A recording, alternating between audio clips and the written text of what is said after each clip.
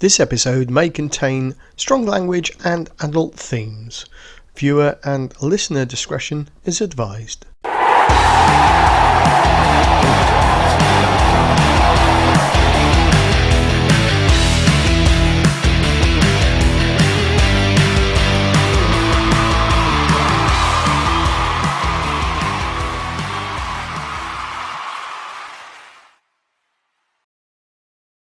I'm going for a pint later. Hey, I brought the champagne. Sponsor today. Pay attention. Oh, cherry Pepsi. Cherry. And Sam's naked in a hot tub. Piss off. How you doing, guys? All right? Do you know what? It's poor form. That's poor. Hey, Sam, So, you're ruining the picture. everybody, welcome to tonight's 22 Dropout, where we've got Coca-Cola Wars, Pepsi Wars, but more importantly, Sam and his girlfriend are naked in the hot tub. Man, you're ruining the picture. This is not 22 porn tunes, it's 22 podcasts. We're not naked. See, she's got her top on, thank you. That's really disappointing. Ali, I've got to say, it is, Chris, because today's our anniversary, so it's a year ago we met. And right, let's shut him up for just a second. Because what we want to do in the meantime is take the piss out of Sam time, because that's the most important thing. Because Sam's got his top on. He's still talking. I know he's still talking, which is what's really funny. Sam, you can pretend that your camera's frozen, but the bubbles are still going up and down while you pretending you're still. He's going. He's pissed him off. He's gone too far. He's had enough. He's done. How funny would it be if he dropped his camera or phone into the hot tub? No, wouldn't that be funny? And what a start to tonight's show. Welcome to the 22 Dropouts, everybody. I hope you've had a great week. We haven't, just because we don't know what's going on anymore, and Sam is naked in a hot tub. So that just means that we are not on the same page as Sam is. But hey, it's been a wonderful weekend.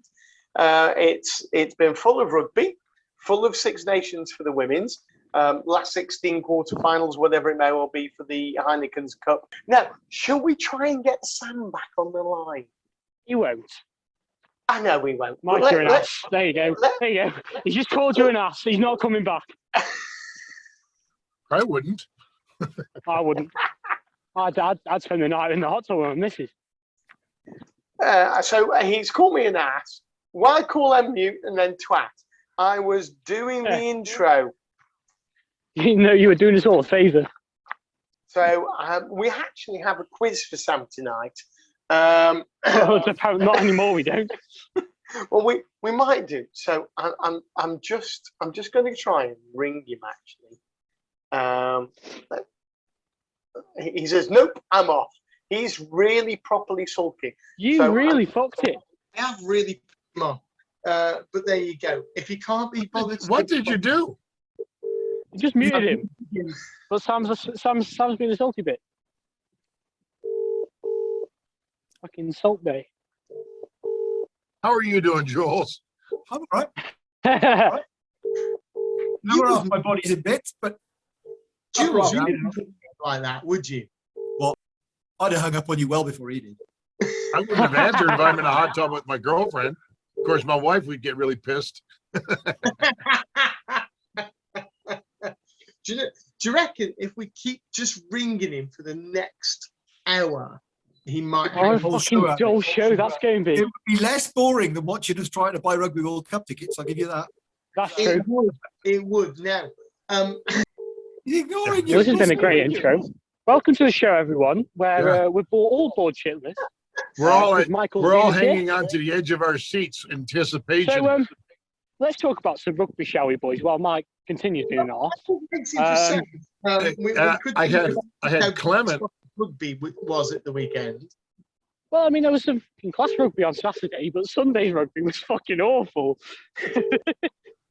It was an absolute snooze fest. Mate, I know. Maybe When a drop goal is the highlight of the game, and you're not talking about the 2003 World Cup final, something's gone wrong. Something's gone very wrong. I'm just texting. What's Ali's number? I will call her. He's not going to answer you. You pissed him off. You're in too deep. Sam said he was getting a guest on tonight, and he failed. He failed miserably. Ali was on. That's why he's not come on. He's bottled it. You don't want Yeah, his guest was Ali for 12 seconds. And all he wanted to do is prove that she's got a top on. And actually, some of these things would be quite appropriate. But because he failed to get the guest on, I was going to make him do the this or that tonight.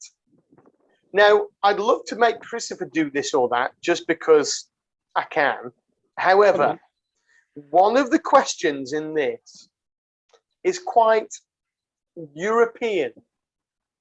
And for that reason, Julian, I am going to come to you and we are going to do the this and that game with you tonight. Now, one of the things we found out last week was don't ever put a time limit on this.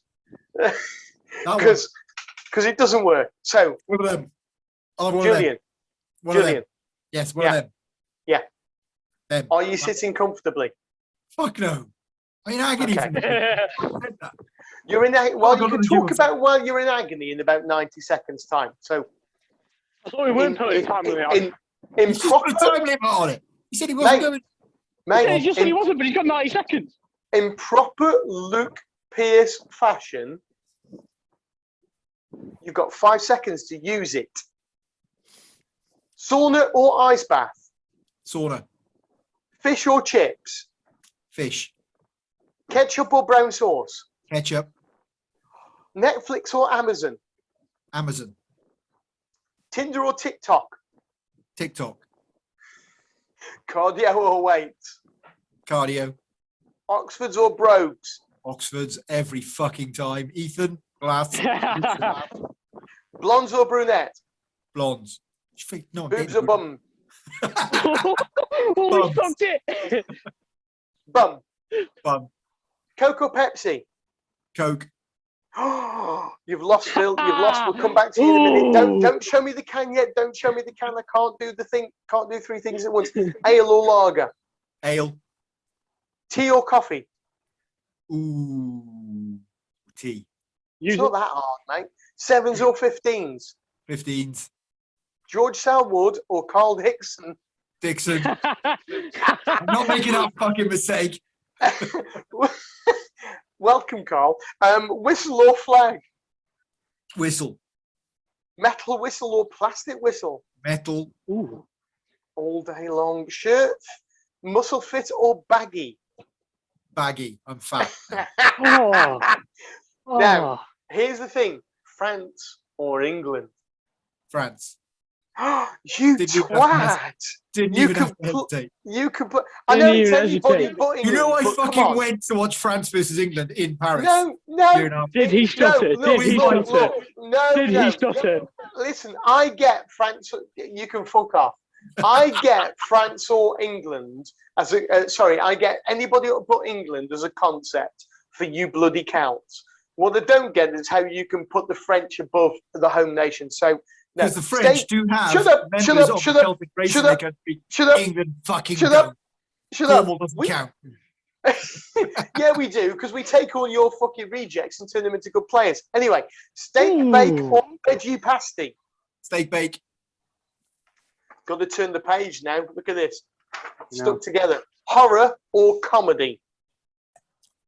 I'm here, aren't I? Comedy. Comedy. Horror. And bacon sandwich or sausage sandwich? Bacon. Good lad. British bacon, though. Oh. Boobadoo, boobadoo, boobadoo, boo. Right, well, seeing as we couldn't ask Mr. Ramage, because he, yet again, that must be twice in at least 4 weeks that he's got. I don't fucking blame him this time, though. I don't blame him. You're just a twat, Michael. You're complete Like you are tool. just a prick. Not guilty. Jury says not guilty. I'm not guilty by arse. I'm the fucking referee in the room. He's an AR. Off. I'm pretty sure my qualification says referee, but okay. So, Now, you live in Scandinavia. You don't like an ice bath. I like a sauna. I would call it a fair- bastu. I would call it a bastu in Sweden. Fair enough, because Which is Sweden. in fact, And I've got- if I've got anybody's one- seen we've got one in the building. seen the pictures of me trying to get into an ice bath in Dubai, you'll know that it comes to just about there, and then I get back onto the step ladders. Now the because trick is there to is- do the sauna with the drop into the water as well. Where Yeah, there's there isn't one. So you go to the sauna, you go straight. out the You're in door, you go Dubai. straight The entire to the fucking country's a sauna. Yeah, I'm in Dubai. It's 32 degrees in the shade. However, what I did say, and I thought it was a good excuse at the time, was that all I needed was my calves doing. So there you go. Ketchup, mate. Ketchup. What's all this? If you go for brown sauce, fish, man. no. You can't go fish and then ketchup. It's just Yes, you can. wrong. It's No, you not wrong. can't. There It's it not is. It Fishing is. That's back why with you ketchup. And I actually had that for dinner last night. fish and ketchup. Went down the pub, fish and chips and ketchup. They That's do a fish and chips at your pub. Yeah. In batter. Sweden. In batter. Proper chips. No. Okay, so Nah. what? French fries. Sort of half and half in between. Not sure what they are, but I tell you what, next time you do that, please video it. Amazon or Netflix, okay. So TikTok and Tinder, you fucking liar. You fucking liar, right? I'm terribly He's sorry. married. Because Tinder's He's not, all he's well and fucking good. But divorced. TikTok has a lot more girls doing this dancing on it. This is true. TikTok does. Oh, I can second that. So the viewing figures on there are much better. Plus they have the odd rugby clip on there now and again, and the odd good comedian now and again. So you get a bit of everything with TikTok. okay, so my I question don't now actually is, have this is it. TikTok. I don't actually have either of them on my phone. But Pete sends me enough. Oh shit! Oh shit! Pete sends me enough shit on TikTok that I probably watch it on the website. Right, so my question now is then, if you've got lots of ladies doing this, do they also put all their contact details in? No, I like, don't give a fuck. so you just like looking rather than touching? I can go to the pub and look and touch. Well, I have to ask first, and they have to say yes. Not in Wales, they don't, mate. Where's a point off with a stick? Oxford's or There you Brogues? go, Michael. No. There's a little Michael. I put a little example in for you in the WhatsApp. You put what? Yeah, thanks a lot, I mate. put a You, little, you little just carry TikTok- on. No, a no, little you just TikTok carry example. on. You just. Am I going to regret this if I share this? No. Okay, so wonderful viewer. Oh dear See, God. Jules likes it.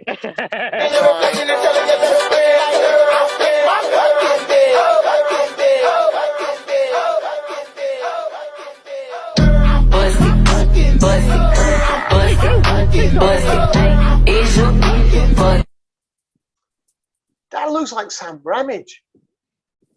That's what happens when Sam goes in the hot tub. Now, Oxfords or Brogues, what did you say as a comment there, Jules? I said Oxford's Ethan Glass, one of the referees in Switzerland. We know Ethan. He's been on the. We have Ethan's this been on the argument. show. Has he? I have had this argument with him since I met him because he is a massive Brogues fan. Why? He's got like 4 million pairs of Brogues. I think. I mean, I'm partial to a pair of Brogues. Shut up. Just shut up. Phil, This isn't an argument. If you're going to wear a pair of Brogues and you're on my referee team, you're going to fucking change them before you come out. I'd rather you wear fucking flip-flops than Brogues. Exactly. Phil, where do you stand on this? Oxfords or Brogues, mate? Oxfords. Stylish I'm pair a of dresser. shoes, like this fancy bollocks on it. Yeah, I'm a dresser. Ale rather than lager, but tea, not coffee. I'm if I'm in the office, I'll drink coffee. If I'm at home, I'll drink tea. Is that because somebody else is making it for you? No. Well, I've just realised. Hang on. I've just realised I've got to get rid of the last of this TikTok off my other screen, just in case the wife comes in and sees this scantily clad lady doing the drop on my screen. Well, she obviously doesn't watch this show then. Fuck no. Right. So what do you got to worry about? Do you know, I don't even think she knows it's a show. She just calls it a phone call on a Monday night. Well, technically, I would argue whether it's a show or not as well. We haven't talked rugby at all yet, and we are 30 minutes into this. Peter!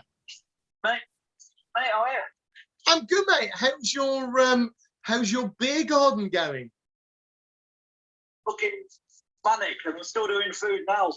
Do you want to just turn your camera on for a second?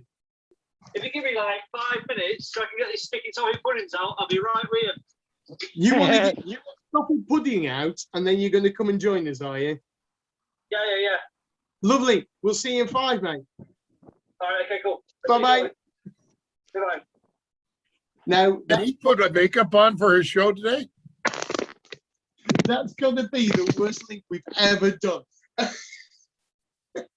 mean, I think this is the worst show we've ever done, to be honest. No, he's now going, why won't you fuck off? Send me the link. Send me the link. It's on the fucking calendar. Will you send him the link again? Someone send me the link. All right, see you, bye. Bye. tea bag. So I'll tell you what we're going to do. We're going to get Pete on in part 2, but right now we're going to take a word from our Coca-Cola and our Diet Pepsi sponsors. Gentlemen, take it away. You got 20 seconds. Oh, I'm having a beer. Rate that. And this is not fucking diet. That's not cola. Or cherry.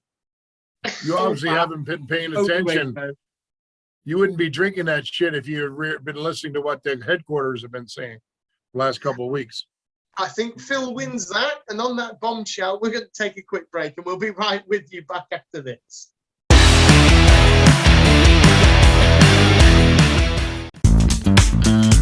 When you need clear and concise Match Official communication systems, look no further than the brand new AxiWe AT350. Radios are they're always useful, they always help us, especially the AxiWes, where all 3 of us can be open at any time, we can have open communication. Available now from refcomsglobal.net. Investing profits into Match Official development worldwide.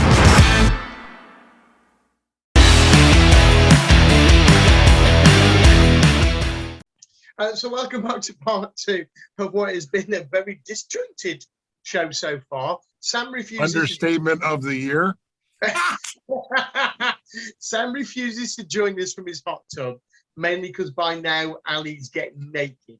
And we did. No, because you're a cock to him. That's why. Yeah, we did mute him. Survey says. We were doing the intro, and then we thought actually Sam, because Sam didn't say he wasn't going to be here tonight. We thought Sam was going, and Ali were going to join us for the whole night. So I didn't realise. So for not realising, I apologise. But for shutting him up while I'm doing the intro, I don't apologise. Now, because we couldn't ask Sam, Jules, we had to do the this or that with you tonight.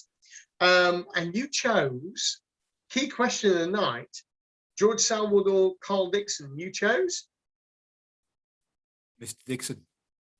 Is there any particular reason? I know him better than I know George, although I have met George as well. And you didn't want Carl to be on the line listening like he was last week? No, I didn't even care about that because that would have been hilarious. To be honest, now I'm going back on it. I should have gone with George just to make that happen for a giggle. Now, baggy shirt, mate. Yeah, well, I put on a few pounds. I had a tight fit shirt, my last one, and yeah, not anymore. So by the time we get to the summer and you come over here to help out with the series, are we going to be in? Do I need to order you the only baggy fit shirt of my entire crew? Well, only if you don't want me to suck my belly in like Daryl. No, we all have to do that. We all have to do that, me in particular. A steak bake, not veggie. Ale, not. Can't get steak bakes over here. You don't get them. They don't do pies or pasties and stuff here. I didn't care what you got over there. I wanted to know which. So, if I'm going to have a steak pie, I'm going to have one with some bloody meat in it. And bacon sandwich, not a sausage sandwich. Yeah, because we can't buy British bacon over here very easily either. So British bacon was my specification for that. Well, now, just before the break, we did try and do the Coke Wars. Although after this week's, was it this week or last week's announcement? I think it's become the Woke Wars or Woca-Cola.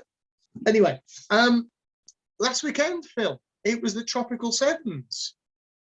And we didn't talk about it last week. So tell us, how did that go? So weather-wise, it was, from a Florida standpoint, it was very cold. It was only like 14 degrees and a northerly wind. So it wasn't as enjoyable, but it was good to play in because of the temperature. We had a waiting list for the match officials a month in advance and the coaches a month in advance, which is kind of exciting. In the previous years, we've had a 2-month advance. So with all the uncertainties this year with travel and number of teams and everything else, we kind of dialed it back a little bit just on the pretext of the uncertainties. So, but it went off really, really well received. It turned out to be a very good event, and people were excited, looking forward to getting back to actually on play, because a lot of these match officials, it was their first time really being back on the pitch in probably a year or plus. And that was our message to them. The very first game was just knock the cobwebs off. Nobody's expecting you to go out there and referee a World Cup game out of the gate, but let's get some of this cobweb stuff knocked off. And as a result of that, they're already planning how it's going to be 50% larger for next year and all that kind of stuff. But we have Alaska, we have Salt Lake City, I think we have 6 more events coming up this summer, and we're already full for Alaska in June already. One of our highlight referees is going to be coming from Dubai. Go Clement! Yeah.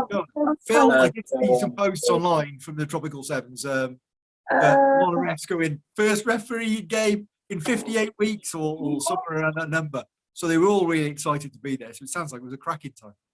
It just feels so good just to be back on the pitch, coaching, helping, just getting games under the belts. I'm actually going to create a referee card society, because I'm trying to get these premier pictures of people issuing yellow cards and red cards to players, because we all know that that's kind of a show in itself, and a lot of people have really good showmanship, and some people, I'd like to try to get the reactions of the players as well. So I'm out there now trying to take a lot of pictures of match officials doing their duties, so that we can create this whole portfolio of referee pictures and ultimately start showcasing referee duties.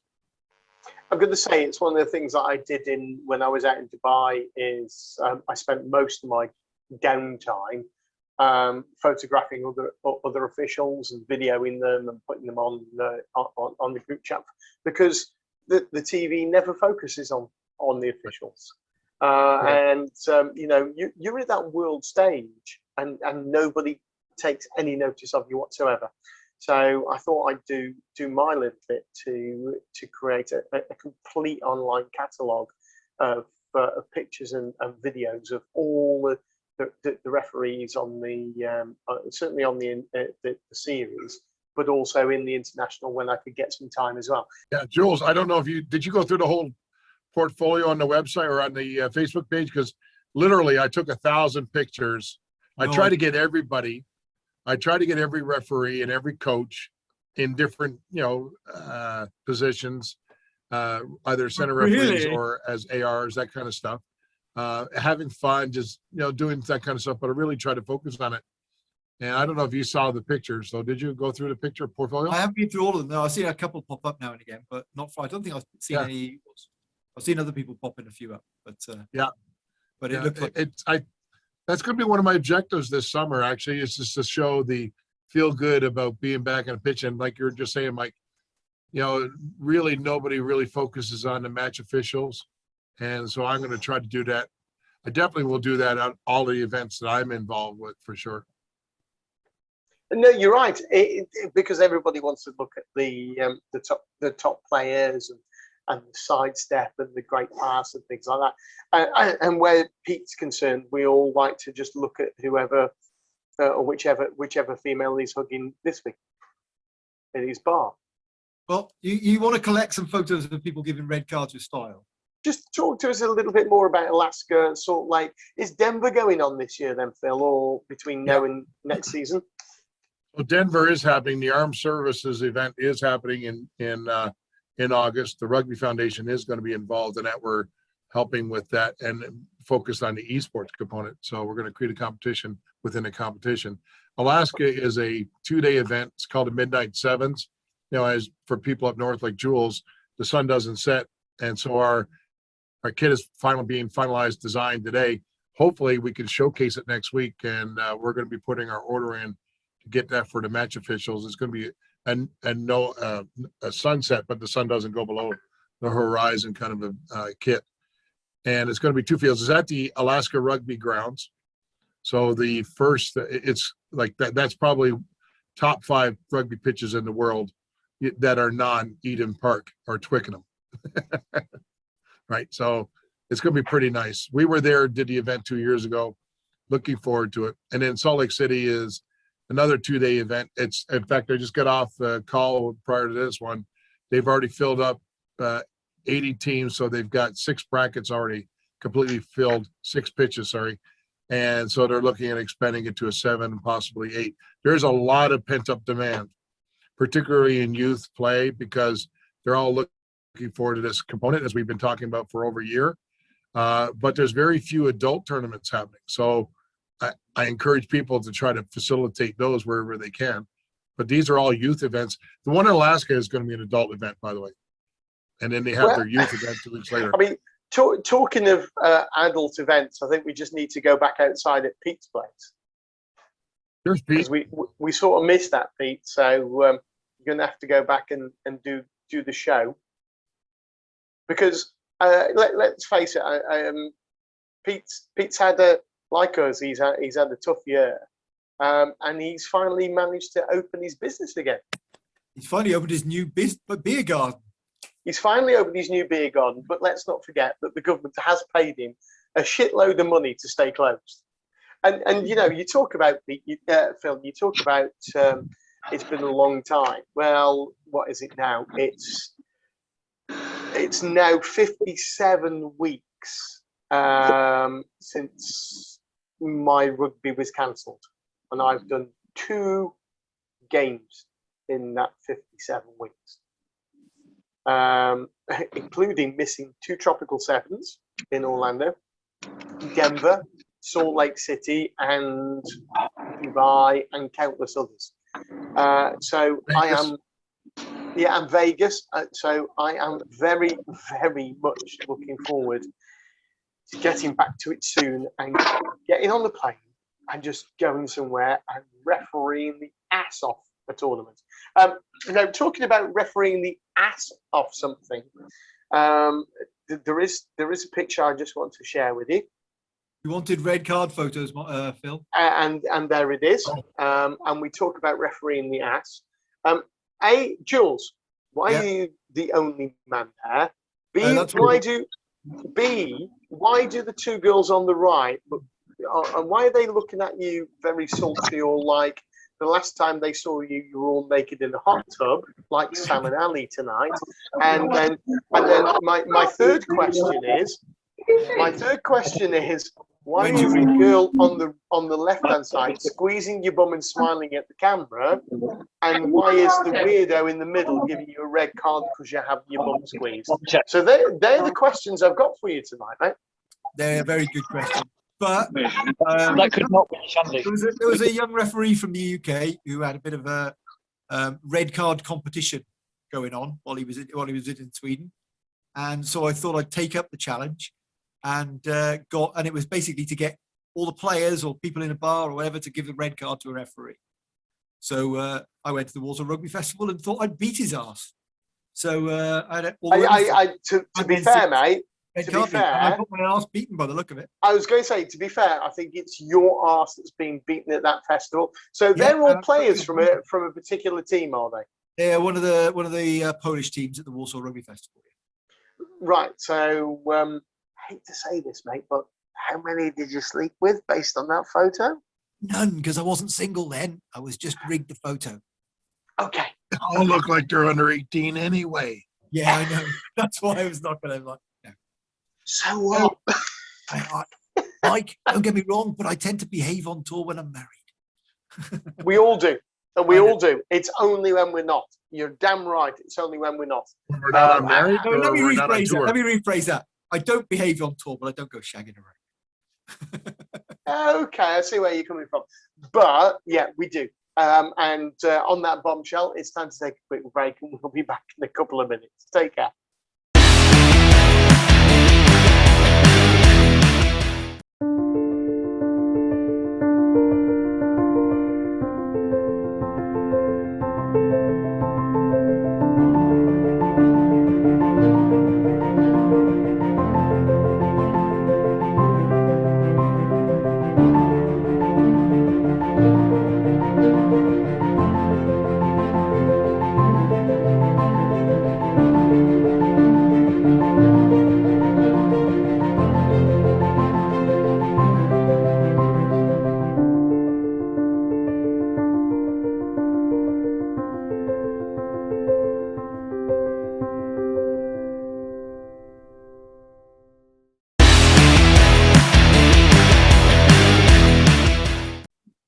So welcome back to part 3 of tonight's completely and utterly bonkers 22 dropouts, where we've got no idea what's going on and if there's any rugby happened at all over the last 7 days.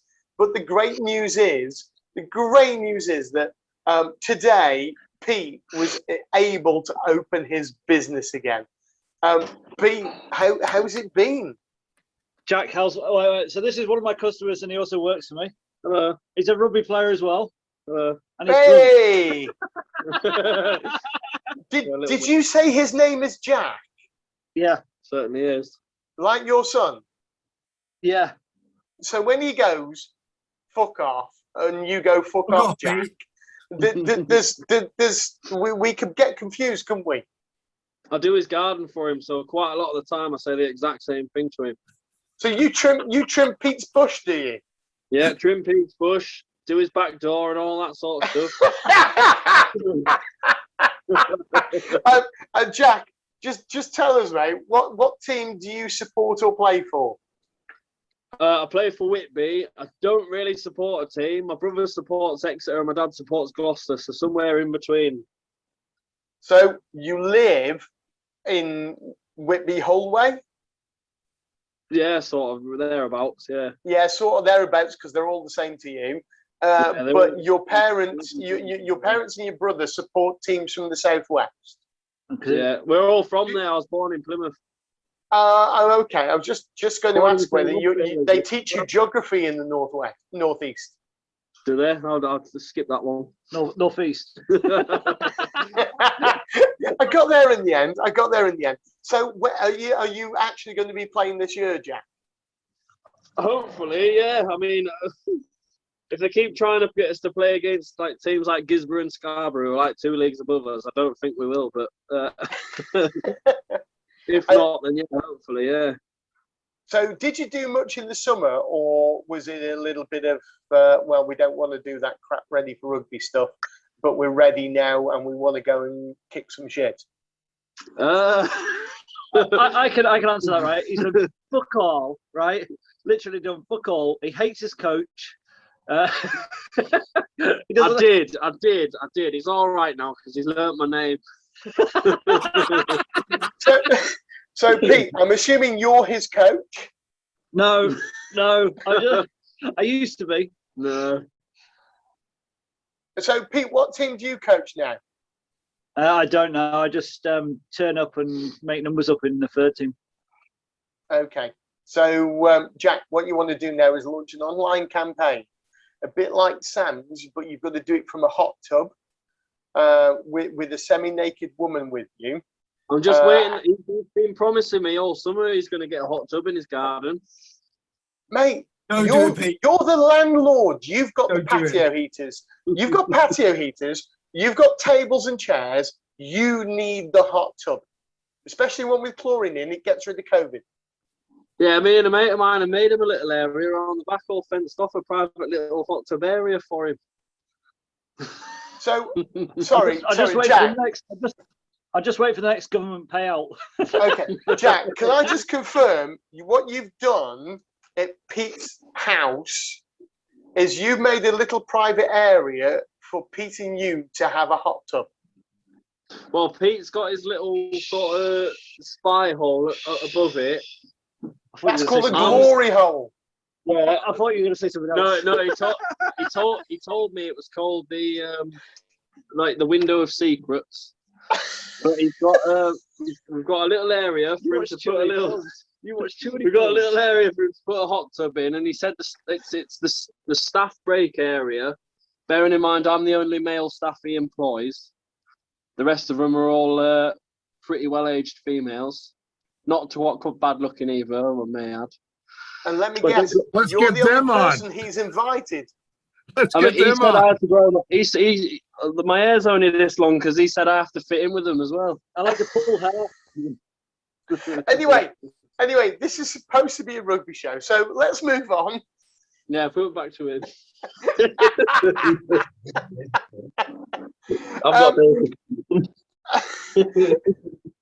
So that was Pete, my promotion. That was my promotion.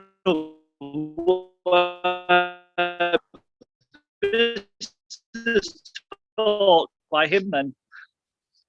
okay, so that was Pete trying to promote his pub and beer garden. Now he has got a great beer garden. It's got some patio heaters. It also has an area for a hot tub for staff only, or if you're good looking. What it doesn't have is anywhere near good Wi-Fi, as you've probably just experienced. So if you'd like to get on Facebook while you're at Pete's pub, go somewhere else. And on that bombshell, we're going to start talking a little bit of rugby. Julian. Yes. See you, Pete. Take care, mate. I'm gonna go. I'm gonna do some work. Love you. Bye. Bye. See you, boys. And Julian, well done for getting tickets. Hey. Yeah, don't talk about Rugby World Cup tickets. Really don't. You've seen our other show, our outtake show about Rugby World Cup tickets. Do not look at anything else because we're a little bit pissed off. Anyway, Julian, it was another week of Women's Six Nations this last weekend. How did Wales do, mate? Absolutely fucking thumped by Ireland. We thought it would be a good game, and the Irish came out. They got all their sevens players back, and their winger, fucking hell, she was good. Their number 10 outstanding all game. They basically ran rings round us, powered through us, out-rucked us at the breakdown. Individually, Wales played. Some of the players played really well, but as a team, they just went to shit, I think. Look, I'm not being funny here, but you said, well, you thought it was going to be a good game, really, and I'm not saying this. The last few years, both teams have played each other. They've always been tight games, and it's always been the home team winning for the last few years. So Wales won last year, Ireland won the year before by a few points in Ireland. The year before that, it was Wales. The year before that, it was Ireland. And so we thought coming into this might be an all right match. But Wales there's something good. They've got a new coach, new setup, shitload of injuries. The captain went off. They had to use all their replacements with 25 minutes to go because of all the injuries during the game. Their quickest wingers went out. Jazz Joyce was with Team BGB, so she wasn't playing either. So, it was. Yeah, but look, I mean, we talk about Scotland not being just about the three players. And incidentally, have you seen the thing about Hamish Watson this week? Yes. Like Hamish Watson, very good, but just not good enough. just not big enough, and he will not cope as a lion. And that's interesting. And we can't ask for a jock point of view just simply because Sam won't join us, and I think he's turned his number off. I've seen the response to that. They posted the weights of all the teams that have beaten South Africa when South Africa were bigger than them and brawnier than them, and they're all either the same or less than Hamish Watson is. So it's a lot of. I don't think it's about the weight, is it? It's about the weight. It's about it's about technique more than anything. It's a load of. It's an absolute. Phil, I can't put that on the show. Okay, so Phil has just shared something that that Peter Bracken has put on Facebook. But right now, I don't think it's probably worth us showing it. Although it's not like we're going to get into any more trouble than we normally get into, and we're not going to lose anything. But yeah, exactly, Jules. But Pete might lose a couple of followers. So we'll leave that for another time. Now, Jules, I'd still rather talk about the Wales thing, and that's only because I saw an article in the press yesterday just saying how poor Wales were, and if they want to move forward, they've got to become professional. The thing is, every player in that Wales squad plays in the Prem 15s. They're all quality players. They are, but are they contracted? Of course they're not. No, individually and playing in the Prem, they're all top quality, and they play bloody well for their teams. And they're playing for some of the top teams: Exeter, Bristol, Harlequins. They're all playing some very, very good Prem 15s teams. They play really well there. They're excellent in their positions. They've got a new coaching staff, and they're trying to do something new, and it's not clicked yet. But we can say that this is the new coaching again. We can look what happened in November last year with the men's team as well, and compare the situation to their new coach, trying new things out.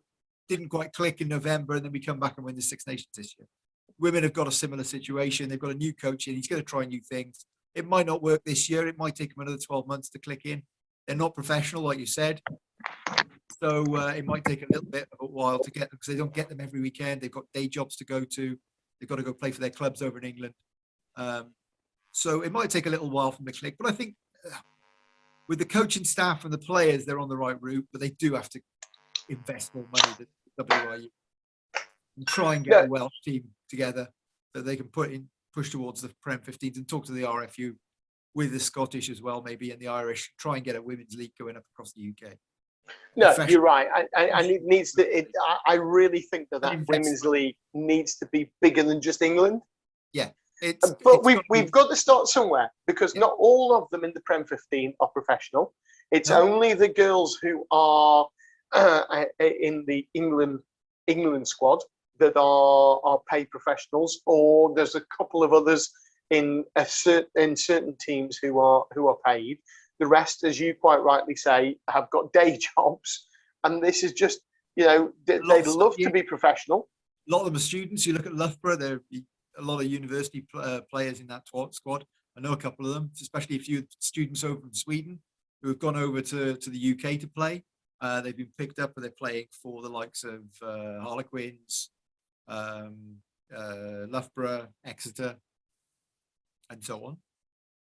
So no, you're right. But again, if you're playing at that top flight, okay, and you're playing in the Premier 15s, you're playing, but you're also an England player, so therefore you are contracted.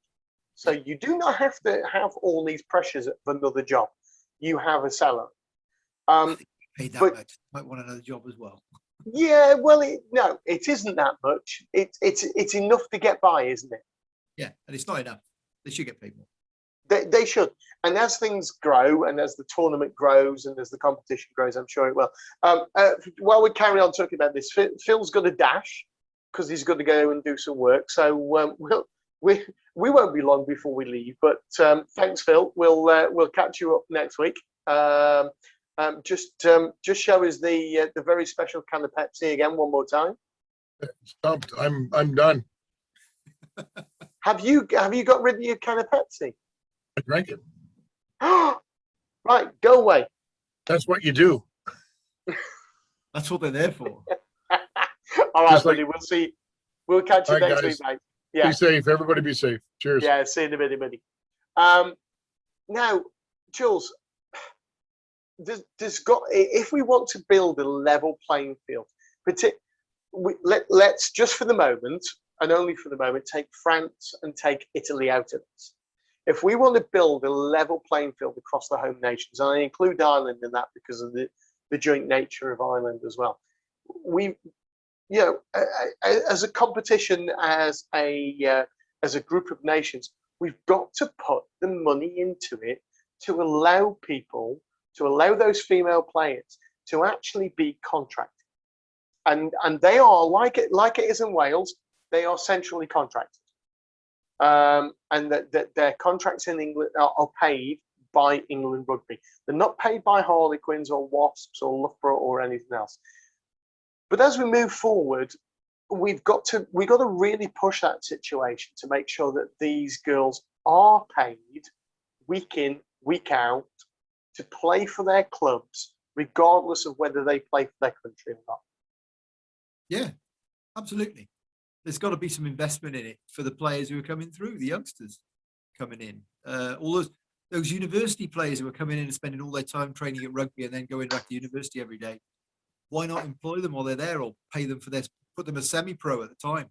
For the full-time players, give them a bloody job. Pay for it from the club. Harlequins could probably afford it. Yeah, and you know, we've all been, we know that there's been a damn difficult year over the last 52 or so weeks. Yeah, Saracens probably couldn't afford it right now, though. Yeah, but then again, you've got people like, let's say, you know, you've got Wasps, you've got Exeter, you've got Harlequins, then you get Darlington Moden Park. So you've either got to link this to the Premiership clubs, which is a whole nother conversation. The women's Prem, women's 15, call it what you will, is linked to the men's top tier, or the RFU, the WRU, the SRU, the IRFU get together, build a tournament with a decent sponsor, and pump the money into the clubs that are in that top division. So from that, then it has to be run from the union end. On that then, and I don't disagree with you, because I think that's where it needs to start from. If we start linking it to Premiership clubs, we go down that rabbit hole of linking it to the men's game. And we've just got away from that with the Six Nations by postponing it. And now we've got a slightly different tournament that seems to be working really well. In that it does. If it's a final in this tournament, there's something to like give it a bit of pizzazz at the end of it. Like, oh yeah, we've got this final game to look at. Whereas in the Six Nations, in the men's, okay, it's a little bit old school. It's still got the history behind it and the passion behind it. You don't need a final in that. But it's worked out in the last few years where the last game has been the playoff.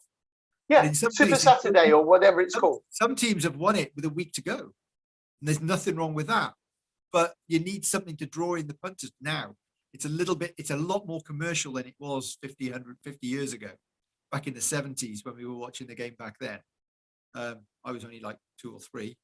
Hanging onto my dad's shoelaces, but it was a big sport. Hundreds of thousands of people went to the game to watch the game live.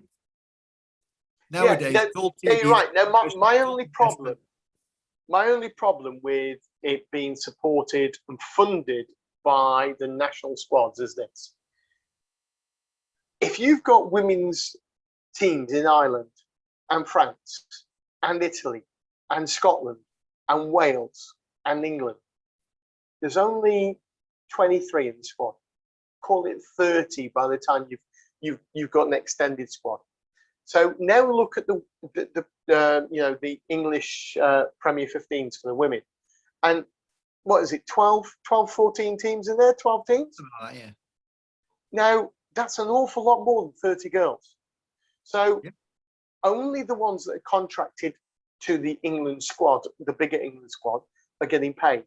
So with your comment that let's get the unions to fund it, and they get that as well. Yeah, let's get the unions to organise it and bring in a sponsor who can sponsor the clubs and pump money into it. The clubs can do what they want with the money then.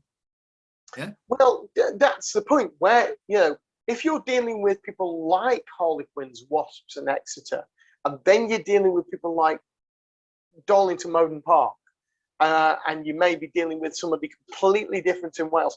I mean, who are the top female clubs in Wales? God knows. Probably they're regional. They're regional at the moment. It's Cardiff Blues. They run regions, so it's the regional. So are they linked to the same clubs? Everything's regional. It's the regional again. Yeah. So there's academies in the regional level. So the local smaller teams all feed into the Cardiff Blues, Scarlets, Ospreys, and Dragons. And would that be the same case in places like Scotland and Ireland? Ireland, it would be, in that you've got Munster and so on. Scotland, I'm not so sure on. I'm not sure because they do have a very good club and university setup in Scotland with the rugby as well. So really and truly, if those top class male clubs, wherever the funding comes from, and the funding could come from the home nations or the Six Nations, wherever that funding comes from, it could go to these clubs to develop proper professional or semi-professional women's teams. It could. And is that what we need to do? Because something's got to change. You can't have this disparity between, let's say England at the top, where now, a few years ago, Scotland, Ireland, Wales, France, they were in that mix, weren't they? But I do feel that ever since, I think you can have that disparity. You've got in England, you've got more clubs than any other country and more players than any other country on the planet. Yeah, they are the biggest. They have the most money. But still, we only pay for how many people? No, but you then have to spread that money over all those clubs. Yeah, so England get the biggest shot of the money because they've got more clubs. There's nothing wrong with that. But they get more money. They need more money to run everything. But the players don't, because it's only, again, it doesn't matter whether you're in. Let's say that Wales went to central contract. They would still have the same size squad out of their limited numbers as England do out of their greater numbers. So you still only got the same number of people on contract. Yes. But the difference is, what I would say is not just centrally contract people at club level, and have very much like the regions in Wales and regions in Ireland. The IRFU in Ireland pay all the players who play for the regions. They're owned by the region. The regions are owned by the union as such. So all the players are basically paid by the IRFU. Yeah, they get their budget. They run each other as a separate region, so they run themselves, but they get a budget and they have to account for everything they spend. Yeah, in Wales, it's a little bit different, and they try to keep that club mentality behind the regions as well, which hasn't worked so well in that they've always had a benefactor behind some of the clubs. That's starting to move on a little bit now, and there's a lot more talking, and it's starting to get where they wanted it to be as a concept. It's getting there. It's not perfect yet. But then you've got the club layer below it, and there's become a big disparity between club and region, even in the women's game and the men's game. I think we're still 5 years away from getting some sort of parity across just the women's Six Nations teams in terms of funding. At least 5 years. There'll be ups and downs. I can't see anyone matching England or France. Maybe Ireland. Ireland have started putting time and effort into the money, and the squad's starting to click now. You showed on the weekend. Their sevens players have had a chance to come back and actually play 15s. Made a huge difference because those girls have been playing some fantastic rugby at sevens level as well. And it just seems to be clicking for the Irish now. They were bursting to get out of the gate on the weekend. You could see it. They haven't played for so long, and they were just dying to get on the pitch. And I think this probably is the biggest story for rugby at the moment. Is if you want parity, you've got to all sit down, unions, women's Six Nations, clubs, and everybody else, and go, how do we do this so that we can have, we've got a great competitive, certainly mostly competitive Premier 15s. How do we get a competitive Scottish women's, Welsh women's, Irish women's, and then how do we bring that together to make a competitive Six Nations? And you and me can sit here and discuss this all night, but the people it's who need money. to do are the players, the coaches, the clubs who are involved, and they need to come to an agreement that will work for them. And it might not. I think it comes down to money being poured in. Something I agree with, yeah, but it's not my fucking decision. It's theirs because it's their game and they're playing it, not me. Yeah, and we need to put it into their hands to come up with a game. But that question, those questions, it's money, isn't it? It's money that talks. Yep, and those clubs have to get together and discuss how do we make money, how do we do this, how can we get that player progression, how can we invest in the women's game, how can we invest and grow it, and get all the people together and get them to come up with a solution. And they're not all going to agree. They're all going to have their own slight agendas, because they will, but they need to find some sort of parity across the whole board where they can say, okay, this is a good idea. Let's go with this. It might not turn out the way we want it to, but we got to try it. And they got to try it. Absolutely. Yeah. Absolutely. I totally agree with you. It's about all trying to work together for the common good in the first instance. And then when the common good is achieved, then you can start. It's a bit like Formula One, isn't it? You've all got to come together to work on a set platform. So it's competitive, and then you can put the extra money in. Build the product now, build something they can sell, build up the player development so that they've got something that will last in the future. Definitely. And on that bombshell, we've gone way over time. So we'll catch up with you all next week. But from me and from Julian, because that's the only two of us left, and from Sam in his hot tub with Ali doing God knows what, but he won't tell us, and he won't answer his phone Probably calls. Enjoying his anniversary. Mate, they're not even married. They've been dating for a year. They've been dating for a year. Okay. By the way, next week I'll have been married for 7 years this time round, but I'll still be here because it's much more fun being on the show. And we'll see you next week. You take care. See you now. Bye bye.